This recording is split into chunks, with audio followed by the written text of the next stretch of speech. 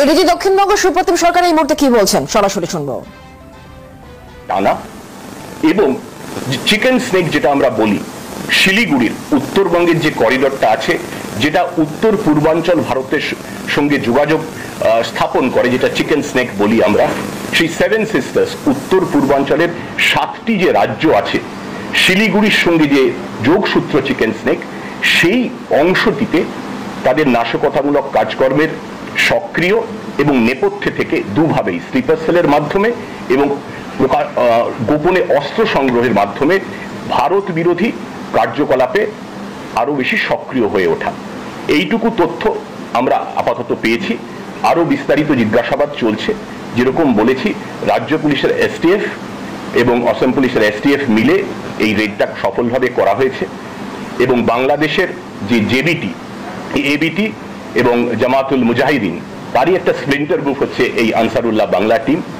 সেখান থেকে একজন ফয়রান ইশরাক বলে একজন, যিনি বাংলাদেশে আছেন, তিনি এই স্লিপার সেলটাকে সংগঠন করার চেষ্টা করছিলেন এবং সারাদ রদি বলে আরেকজনকে পাঠানো হয় মুর্শিদাবাদে, তিনি এটা সংগঠনের কাজ করছিলেন। এই সাদাদ রদি, ইনি ধরা পড়েছেন আসাম পুলিশের হাতে, আসাম থেকে, আর আমাদের এখান থেকে মুর্শিদাবাদে দুজন সদস্য, যাদের নাম বললাম, মিনারুল শেখ এবং মোহাম্মদ আব্বাস আলী, এই দুজনে ধরা পড়েছেন। আপাতত এইটুকুই আমাদের কাছে তথ্য আছে, যেটা আপনাদের সঙ্গে ভাগ করে নিলাম।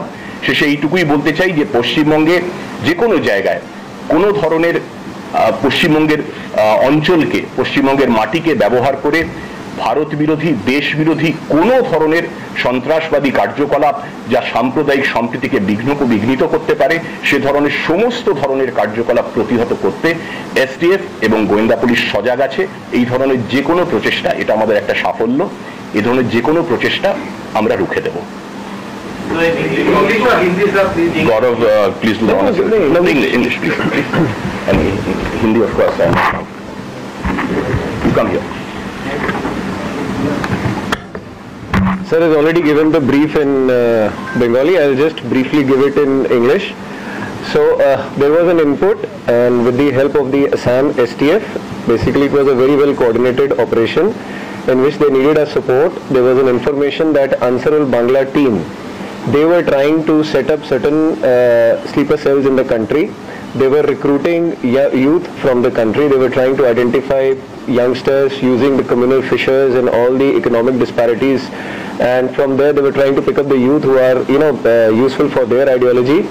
And for that they had the person who was the head of the ABT, his close associate, as I said, Farhan Ishrar, he had sent one person called Saad Radi. Saad Radi had come to Bengal, to India, to conduct this kind of recruitment activity, and in the process he visited 3 states of Kerala, West Bengal and Assam.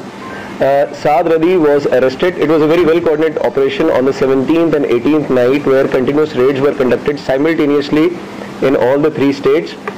Saad Radi was arrested from Kerala.